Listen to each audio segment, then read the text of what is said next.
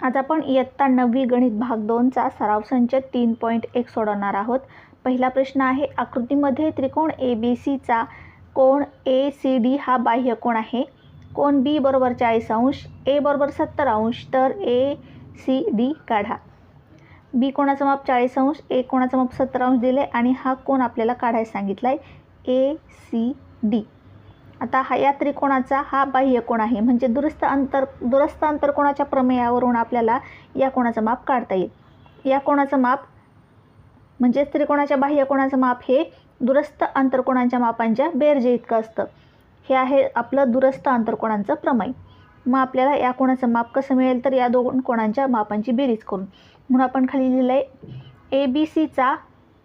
त्रिकोण ABC चा ACD हा बाह्य कोन आहे आणि म्हणून ACD बरोबर ABC अधिक BAC हा A कोन आणि या B कोणाची बेरीज करून या कोणाचं माप मिळतंय असं आपण इथे लिहिलंय। आणि याला कारण दिले दुरस्थ अंतरकोनांच्या प्रमेयावरून। दुरस्थ अंतरकोनांचं प्रमेय काय आहे, त्रिकोणाच्या बाह्य कोनाचे माप हे त्याच्या दुरस्थ अंतरकोनांच्या मापांच्या बेरजे इतके असते। मग ACD बरोबर यामध्ये आपण किमती टाकल्यात त्या आपल्याला आकृतीमध्ये दिलेल्या आहेत। 70 40 अधिक 70 आणि ACD बरोबर 40 अधिक 70 बरोबर 110 अंश। ACDचं माप काय मिळालं आपल्याला, 110 अंश। तिसरं उदाहरण आहे, त्रिकोणाच्या कोनांची मापे x अंश, x वजा 20 अंश, x वजा 40 अंश असतील तर प्रत्येक कोनाचे माप किती। आता इथं चल वापरून आपल्याला मापे दिली आहेत, तरी सुद्धा आपण हे उदाहरण दुसऱ्या उदाहरणासारखं सोडवणार आहोत। आता त्रिकोणाच्या कोनांच्या मापांची बेरीज 180 अंश असते हे आपल्याला माहिती आहे, म्हणून आपण सगळे जे कोन आहेत त्यांच्या मापांची बेरीज मांडली आणि ती मांडली किती, 180 अंश। x अंश अधिक x वजा 20 अंश अधिक x वजा 40 अंश। आता पहा, x आहे तसा हे कंस काढून घेतले आपण आणि हे 180 आहे तसे। नंतर हा 1x हा 1x हा 1x म्हणजे 1 2 3x झाले, 3x आणि वजा 20 आणि वजा 40 वजा वजा चिन्ह आहे, समान चिन्ह असताना बेरीज म्हणजे झाले वजा 60। हे 180 आहे तसे, 3x आहे तसे, वजा 60 इकडे आल्यावर झाले अधिक 60, 180 अधिक 60 बरोबर 240, इकडे 3x आहे तशी।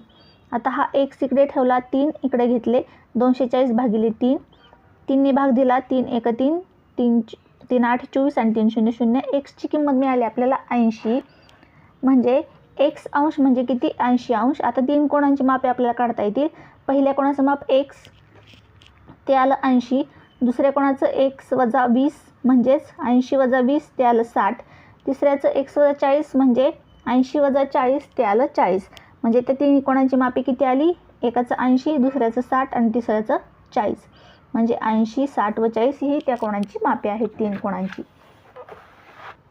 चौथा प्रश्न आहे, त्रिकोणाच्या तीन कोणांपैकी एक कोन सर्वात लहान कोनाच्या दुप्पट व दुसरा कोन सर्वात लहान कोनाच्या तिप्पट आहे, तर तिन्ही कोणाची मापे काढा। आता पहा, सर्वात लहान कोणाचं माप आधी आपण मानूया x अंश।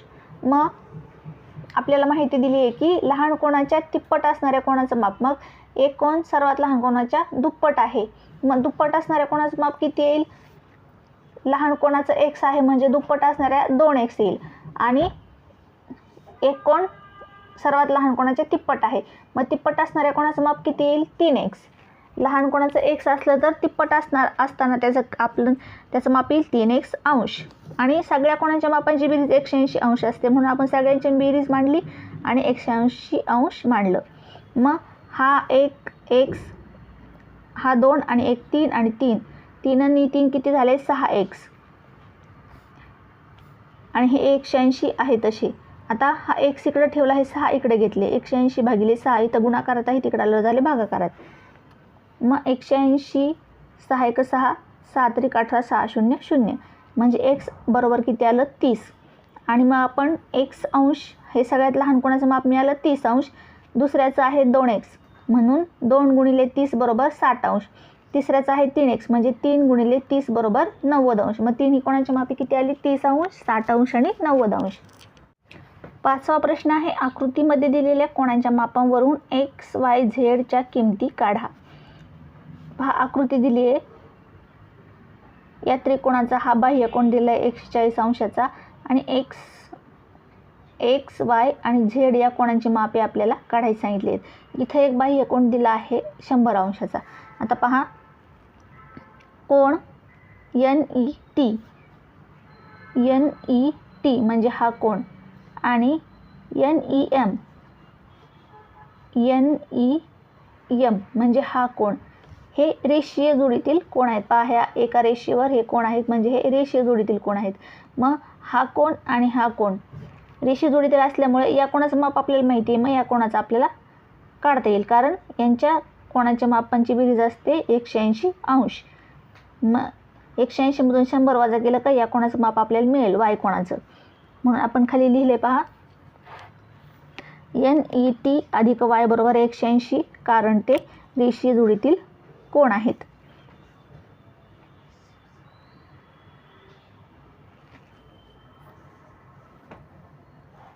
मग NETचं माप 100 वाय म्हणजे हा NEM हा वाय कोण, आपण इथं NEM म्हणजे हा वाय कोण दिला आहे म्हणून आपण इथे वाय लिहिलं आहे. हा वाय आहे तसा 180 आहे तसे आणि NET बरोबर 100 अंश हा आपल्याला आकृतीमध्ये दिलेला आहे. आता वाय बरोबर 180 हे 100 इकडे अधिक आहे तिकडे आलं झाले वजा. वाय बरोबर 180 मधून 100 गेले खाली आला, खाली राहिले 80. 180 मधून 100 वजा केले तर खाली राहिले 80. वाय कोणाचं माप मिळालं आपल्याला 80 अंश. वाय कोणाचं माप मिळालं आपल्याला अजून एक्स आणि झेडचं माप काढायचं आहे. आता पहा कोण EMR आणि झेड हे कोण EMN म्हणजेच हा झेड कोण म्हणजे हा कोण आणि हा कोण हे सुद्धा रेषीय जोडीतील कोण आहेत. मग या कोणाचा माप दिला असता तर या कोणाचं माप आपल्याला काढता येईल. 180 मधून 140 वजा केलं तर झेड कोणाचं माप आपल्याला काढता येईल. म्हणून आपण खाली लिहिलं आहे कोण EMR अधिक झेड बरोबर 180 कारण ते रेषीय जोडीतील कोण आहेत. EMRचं माप 140 आपल्याला आकृतीत दिलं आहे अधिक झेड बरोबर 180 आहे तसं. नंतर झेड इकडे ठेवला 180 मधून हे 140 वजा केले तर खाली राहिले 40. झेड कोणाचं माप मिळालं आपल्याला 40. आता याला आपण नंबर दिला आहे 2. वाय कोणाचं माप आपण काढलं त्याला आपण इथे एक नंबर देऊया आणि हे झेड कोणाचं माप काढलं आपण त्याला नंबर दिला आहे आपण 2. आता आपल्याला काढायचं आहे एक्स कोणाचं माप.